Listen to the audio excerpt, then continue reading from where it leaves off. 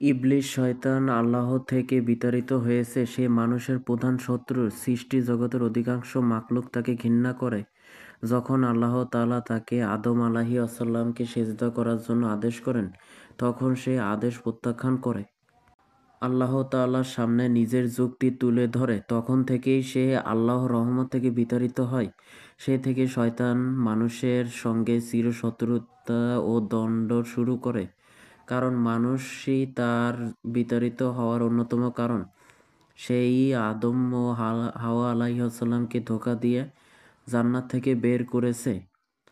শয়তানের প্রধান কাজ মানুষকে ধোঁকা দেওয়া, কুমন্ত্রণা দেওয়া, খারাপ ও হারাম কাজকে সুন্দরভাবে উপস্থাপন করা, প্রবৃত্তির অনুসরণ, শিক্ষা দেওয়া, এগুলোই তার প্রধান কাজ। মানুষ এসব কাজ করলে আল্লাহ তাআলা মানুষের উপর ক্রোধান্বিত হবেন। মানুষ আল্লাহর নাফরমানির ক্ষেত্রে শয়তানের সমান হয়ে যাবে। এজন্য শয়তান প্রতিনিয়ত এসব করে প্রতিশোধ নেওয়ার জন্য মানুষকে এভাবেই বিতাড়িত করে চলে। এটাই তার প্রধান কাজ ও মিশন। শয়তানকে আল্লাহ তাআলা সৃষ্টি করেছেন যাতে পৃথিবীতে সে একটা নিদর্শন হিসেবে থাকে, অন্যরা তার থেকে শিক্ষা নেবে। বিশেষভাবে মানুষ যেন তার থেকে শিক্ষা গ্রহণ করতে পারে। যারা আল্লাহর অনুসরণ করে না, আল্লাহর আদেশ অনুযায়ী চলে না, ভেতরে অহংকার লালন করে, তাদের পরিণতি কি হয় এটার অন্যতম দলিল শয়তান। যদি মানুষ শয়তানের অনুসরণ করে তার মতো হয়, তাহলে তার পরিণত শয়তানের মতন হবে। আল্লাহ তাআলা মানুষকে সৃষ্টি করেছেন, তাদের বসবাসের জন্য পৃথিবীতে স্থান দিয়েছেন। মানুষের মধ্য থেকে তিনি প্রতিনিধি নির্ধারণ করেছেন, কাউকে শত শত নিয়ামত দিয়েছেন যা গুণে শেষ করা যাবে না, জনজীবন সহজ করে দিয়েছেন। কিন্তু তিনি দুনিয়াকে মানুষের জন্য পরীক্ষাগার হিসেবে বানিয়েছে।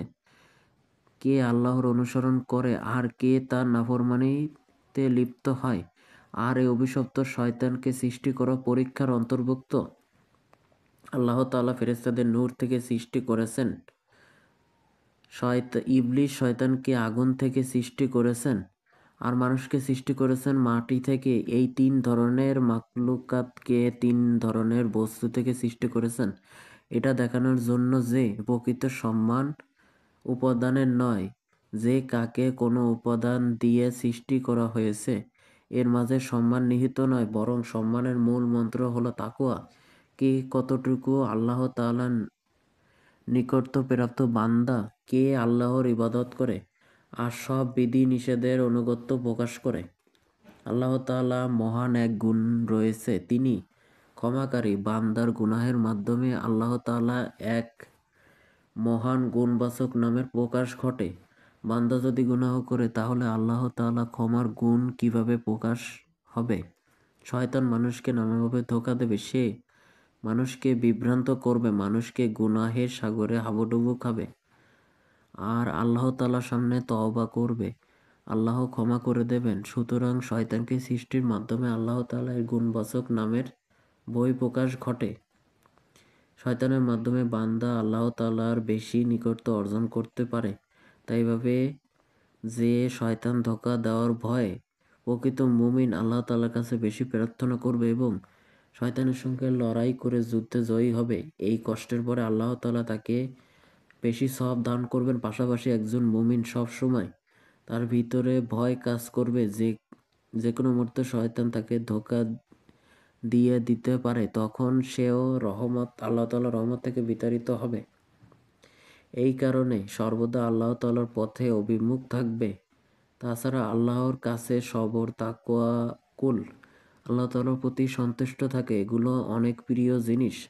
আর এসব প্রিয় জিনিস তখনই সম্ভব হবে যখন মনের সঙ্গে মানুষ যুদ্ধ করবে, আর এসব করার জন্য মনকে শয়তান প্ররোচিত দিয়ে থাকে, আর শয়তানের মাধ্যমে এসব গুণে একজন মুমিন উত্তীর্ণ হবে। পৃথিবীতে ফেরেশতাদের মাধ্যমে মহান আল্লাহ তাআলা বড় বড় কাজ সম্পাদন করেন।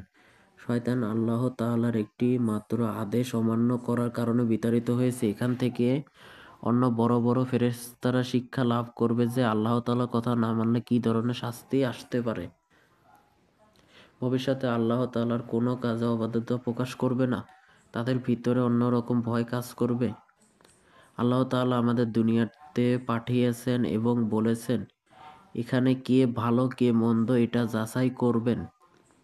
যাচাইয়ের প্রক্রিয়া কি হবে? আল্লাহ তাআলা শয়তানকে সৃষ্টি করে ভালো মন্দকে এর মাধ্যমে যাচাই করেছেন। যারা তার অনুগত্য করবে তারা মন্দ, আর যারা করবে না তারা ভালো।